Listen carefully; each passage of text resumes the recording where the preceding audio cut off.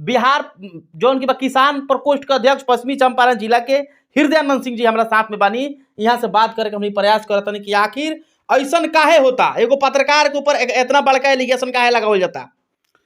जी नमस्कार, और आपके चैनल के माध्यम से आपके सभी श्रोता बंधुओं को भी मैं हृदयानंद सिंह, जिला अध्यक्ष, जिला जनता दल यू किसान एवं सहकारिता प्रकोष्ठ पश्चिम चंपारण बेतिया, आपके सभी दर्शकों को नमस्कार करता हूं।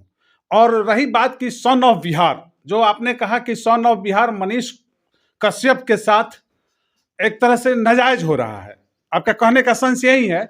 आज उन्होंने गिरफ्तारी दी है। मेरा सुझाव है कि अगर मनीष कश्यप जी निर्दोष हैं, जैसे कि उनके विपक्ष में जारी हुआ है कि फर्जी वीडियो बनाकर उन्होंने 2 राज्यों के बीच का माहौल बिगाड़ने का काम किया, इस देश के अंदर जो सामाजिक और सौहार्द और भाईचारा का संबंध है उसको छेड़छाड़ करने का उन्होंने काम किया, जैसा कि आरोप उन पर लग रहा है। इस आरोप में अगर वे निर्दोष हैं तो उनको बहुत पहले ही गिरफ्तारी दे देनी चाहिए। हालांकि आज वो हमारे पश्चिम चंपारण जिला के जगदीशपुर ओपी में थाना में उन्होंने अपना सरेंडर किया है, यह उनके लिए बहुत अच्छी बात है। उनको सरेंडर पहले ही कर देना चाहिए। अगर वे निर्दोष हैं तो पुलिस को मौका दें, पुलिस जांच करेगी और जांच में अगर वो निर्दोष हैं तो उनको बरी कर देगी, कोर्ट उनको बरी कर देगा। इसमें क्या करना है, कुछ नहीं। और अगर वो दोषी हैं तो संविधान है, हालांकि वैसे तो संविधान की बात वो मानते नहीं है। भारतीय संविधान को भारत के एक एक नागरिक मानता है, लेकिन मेरा मानना है कि मनीष कश्यप जी भारतीय संविधान को भी नहीं मानते हैं। क्यों ऐसा, मतलब क्या हो गया, मनीष कश्यप क्या कर दिए? ऐसा इसलिए कि भारतीय संविधान में पुरातत्व विभाग है जिसके कार्यों का उल्लेख है भारतीय संविधान में, लेकिन मनीष कश्यप उसको भी नहीं मानते हैं। पुरातत्व विभाग का काम है कि जो आपका धरोहर है, जो आपका ऐतिहासिक चीज है, उसकी रक्षा करना, उसकी सुरक्षा करना। ठीक है, अगर वो लीगल लगता है तो उसका लीगल प्रोसेस है कि हम उसके अगेंस्ट में कोर्ट जाएंगे, उसके अगेंस्ट में पदाधिकारियों के पास जाएंगे और उसकी शिकायत करेंगे। लेकिन मनीष कश्यप इन सारी बातों को नहीं मानते हैं। वे कहते हैं कि मुझे जो अच्छा लगा, जैसे कि बेतिया में अंग्रेज का उन्होंने मूर्ति तोड़ दिया, तो भारतीय संविधान में कहा निहित है कि भाई आपको जो चीज अच्छा नहीं लगे उसको आप तोड़ दीजिए, फोड़ दीजिए, गैर कानूनी काम कीजिए। इसलिए मेरा कहना है, रेलवे, एक बार ऐसा ही हुआ था बेतिया रेलवे स्टेशन पर, जब रेलगाड़ी 2-3 घंटा लेट चल रही थी तो भाई उसके अगेंस्ट में आप ऑफिसर से मिलिए, बात कीजिए। लेकिन वे अपने जत्था के साथ स्टेशन पर जाकर के रेलगाड़ी को रोक दिया, स्टेशन को रोक दिया, रेलवे ट्रैक को रोक दिया। इससे सरकार को कितना नुकसान हुआ, भारत के लोगों का नुकसान हुआ। इसलिए मैं कहता हूं कि भारतीय संविधान को नहीं मानते हैं। वे चाहते हैं कि मैं जो चाहता हूं वो करे, वो शुरू से ही, चूंकि उनका एक अलग तरीका का अंदाज रहा है। बिहार में जिस तरह हम चाहेंगे उसी तरह हो बिहार में कार्य, उनका उद्देश्य, उनकी सोच यही है। उनकी देखिए, एक अच्छे पत्रकार हैं और पत्रकारिता को बिहार के भारत में चौथा स्तंभ माना गया है। लेकिन मनीष कश्यप जी का भाषा जो है, उस भाषा को देखकर लगता है क्या कि एक अच्छे पत्रकार हैं। किसी के पक्ष में, किसी के विपक्ष में, किसी के प्रति उनके वे जब भी बोलेंगे नकारात्मक शब्दों का, उन शब्दों का मैं इस्तेमाल नहीं कर सकता जिन शब्दों का इस्तेमाल वो पत्रकारिता करते हुए वीडियो में सुनने और देखने को मिलता है। मनीष कश्यप जी अगर निर्दोष हैं तो उनको डरने की कोई बात नहीं है।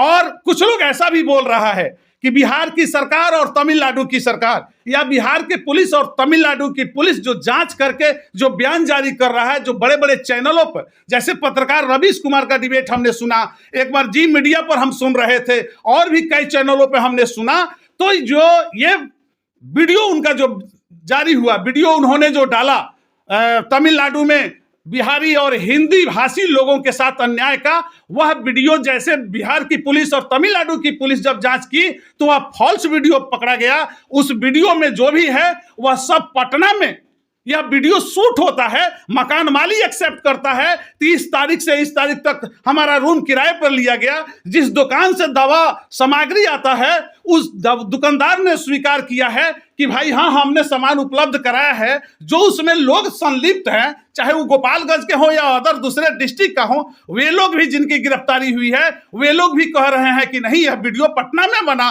और इसको हम लोगों ने जारी किया। तो ऐसी अगर घटना मनीष कश्यप के द्वारा की गई है तो लाखों करोड़ों नौजवान युवाओं के साथ विश्वासघात मनीष कश्यप ने किया है। ऐसा नहीं करना चाहिए, चूंकि मनीष कश्यप को युवा वर्ग के लोग एक दूसरे नजर से देख रहे थे। उनके प्रति, उनके मन में, उनके दिल में प्रेम था, सहानुभूति था, मनीष कश्यप का क्रेज था।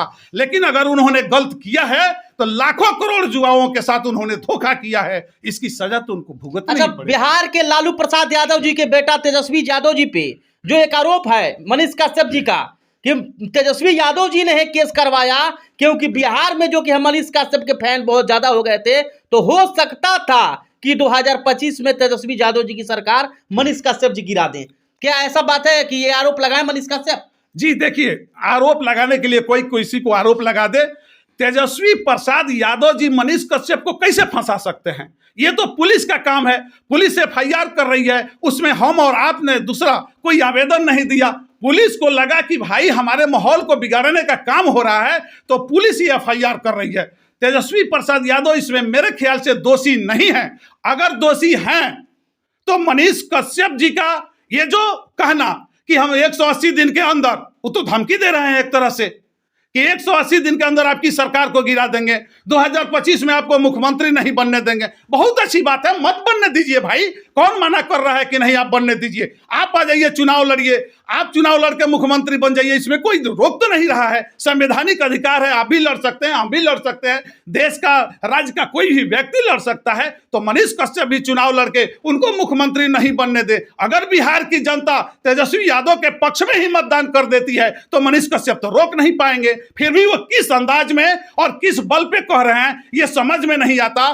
कुछ लोगों का, कुछ दल के, बिहार के, भारत के कुछ दल हैं जिसके कुछ लोग मनीष कश्यप जी के पक्ष को रख रहे हैं मजबूती के साथ। तो आपके चैनल से मुझे पूछना है कि क्या तमिलनाडु की सरकार और बिहार की सरकार के ऊपर की कोई सरकार नहीं है?